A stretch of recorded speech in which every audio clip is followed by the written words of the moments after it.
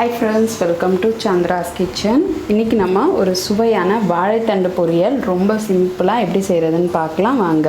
இதுக்காக நான் ஒரு கடாயில ஒரு 2 ஸ்பூன் அளவுக்கு எண்ணெய் விட்டுக்கிறேன். எண்ணெய் சூடாகட்டும்.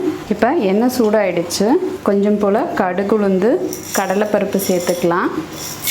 இப்போ கடுகு பொரிஞ்சிடுச்சு. உளுந்தும் கடலைப்பருப்பும் லைட்டாக செவக்க ஆரம்பிச்சிருக்கு.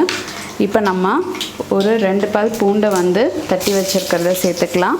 இது கூட ஒரு பச்சை மிளகாவை நறுக்கி வச்சுருக்கிறதையும் சேர்த்துக்கலாம். கொத்து கருவேப்பிலை சேர்த்துட்டு இதை நல்லா வதக்கிடுங்க. இப்போ இது எல்லாமே செவந்துடுச்சு. இது கூட நம்ம சுத்தம் செஞ்சு எடுத்து வச்சுருக்கிற வாழைத்தண்டை சேர்த்துக்கலாம். நம்ம வாழைத்தண்டை சேர்த்துட்டு நல்லா இதை வதக்கிடுங்க. வாழைத்தண்டிலே கொஞ்சம் லைட்டாக தண்ணி விடும். மஞ்சள் தூள் ஒரே ஒரு பிஞ்ச் சேருங்க, ரொம்ப சேர்க்க வேணாம். மஞ்சள் தூள் சேர்த்துட்டு நல்லா இதை கலந்துடுங்க.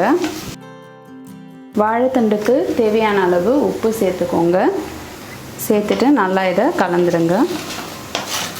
இந்த தண்ணியே போதுமானதாக இருக்கும். நீங்கள் இன்னும் கொஞ்சம் தண்ணி சேர்க்கணும் அப்படின்னா லைட்டாக தண்ணி சேர்த்துக்கோங்க. எனக்கு இந்த தண்ணியே கொஞ்சம் போதுமானதாக இருக்குது. இல்லைன்னா கொஞ்சம் போல் தண்ணி சேர்த்துக்கோங்க. இந்த வாழைத்தண்டை நல்லா வேக வச்சுக்கோங்க. இப்போ கொஞ்சம் நேரம் இதை மூடி வச்சிடலாம். இப்போ ஒரு 2 நிமிஷம் ஆயிருக்கு. நம்ம இதை ஓப்பன் பண்ணிடலாம். இந்த வாழைத்தண்டில் இருக்கிற தண்ணி ஓரளவுக்கு வற்றி இருக்குது.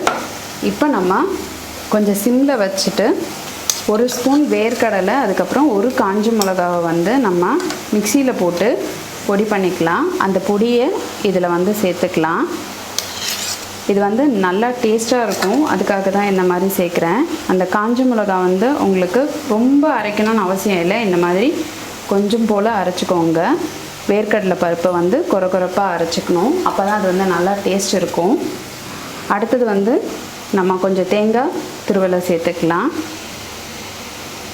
வாழைத்தண்டு சாப்பிட மாட்டேன்னு சொல்கிறவங்க கூட இதை சாப்பிடுவாங்க. அந்த அளவுக்கு இது ரொம்ப டேஸ்ட்டாக இருக்கும். சேர்த்துட்டு இதை நல்லா கலந்துருங்க. 2 நிமிஷம் வாழைத்தண்டு பொரியல் சிம்லேயே இருக்கட்டும். கொஞ்சம் நம்ம ஃப்ளேவருக்காக வேண்டி பெருங்காயத்தூள் சேர்த்துக்கலாம். பெருங்காயத்தூள் சேர்த்துட்டு நல்லா இதை கலந்துருங்க.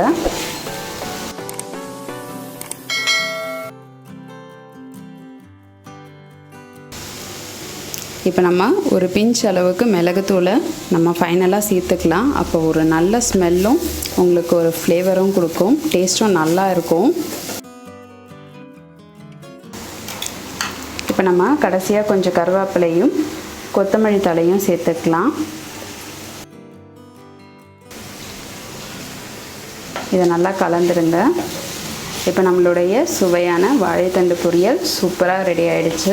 நீங்களும் இந்த வாழைத்தண்டு பொரியலை உங்கள் வீட்டில் ட்ரை பண்ணி பாருங்கள். ட்ரை பண்ணி பார்த்துட்டு உங்களுடைய ஃபீட்பேக்கையும் கமெண்ட்டையும் எங்களுக்கு சொல்லுங்கள். இதே மாதிரி இன்னும் நிறைய ரெசிபீஸ் உங்களுக்காக வந்துகிட்டே இருக்குது. இதுக்காக நீங்கள் செய்ய வேண்டியதெல்லாம், இது வரைக்கும் சந்திராஸ் கிச்சனுக்கு சப்ஸ்கிரைப் பண்ணலன்னா சப்ஸ்கிரைப் பண்ணிவிடுங்க. பக்கத்தில் இருக்கிற பெல் பட்டனையும் ப்ரெஸ் பண்ணுங்கள்.